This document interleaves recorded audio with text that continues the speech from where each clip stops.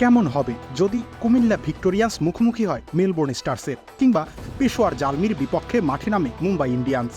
ভেবেই নিশ্চয়ই রোমাঞ্চিত হচ্ছেন আপনি। ভিন্ন ভিন্ন দেশের সেরা ফ্রাঞ্চাইজিগুলো একে অপরের সঙ্গে ক্রিকেটীয় দ্বৈরথে মেতে উঠবে। এমন স্বপ্ন অবশ্য বাস্তব হওয়ার কাছে চলে এসেছে। ইতোমধ্যেই এই ব্যাপারে আলোচনায় বসেছে ভারত, ইংল্যান্ড এবং অস্ট্রেলিয়া। অবশ্য বছর 10 আগে চ্যাম্পিয়ন্স লিগ টি-20 ছিল, যেখানে কয়েকটি দেশের ফ্রাঞ্চাইজি অংশ নিত। এক দশক পরে সেই টুর্নামেন্টকে আবার পুনরুজ্জীবিত করতে যাচ্ছে board of control for cricket in India, England cricket board এবং ক্রিকেট অস্ট্রেলিয়া। তবে অনন্যধর্মী এই লিগ আবারও শুরু করার কথা প্রথম ক্রিকেট ভিক্টোরিয়ার সিইও নিক কামিন্সের মাথায় এসেছিল। তিনি বলেন, চ্যাম্পিয়ন্স লিগ টি-20 সময়ের আগে শুরু হয়েছিল।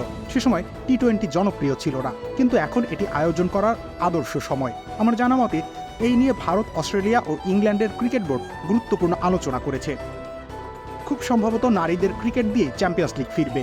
Women's Indian premier league, the 100 এবং উইমেন্স বিগ ব্যাশ লিগে খেলা দলগুলোকে ঘিরে আপাতত পরিকল্পনা সাজানো হয়েছে। যদিও ফাঁকা সূচি পাওয়া এখন আয়োজকদের জন্য মূল চ্যালেঞ্জ।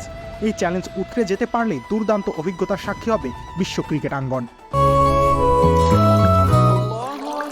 রমজানে রিফ্রেশ থাকুক সবার মন, ইফতার ও সেহরি সব সময় আছে টেস্ট মি। বিশেষ করে তরুণ ও কিশোর ক্রিকেট প্রেমীদের জন্য উপভোগ্য একটি টুর্নামেন্ট হতে যাচ্ছে চ্যাম্পিয়ন্স লিগ টি-20। এর আগে 2014 সালে সবশেষ এটি মাঠে গড়িয়েছিল। সেবার শিরোপা গিয়েছিল চেন্নাই সুপার কিংসের ঘরে। রাত জেগে উয়েফা চ্যাম্পিয়ন্স লিগ দেখে এমন মানুষ ভারতীয় উপমহাদেশের ঘরে ঘরে পাওয়া যাবে।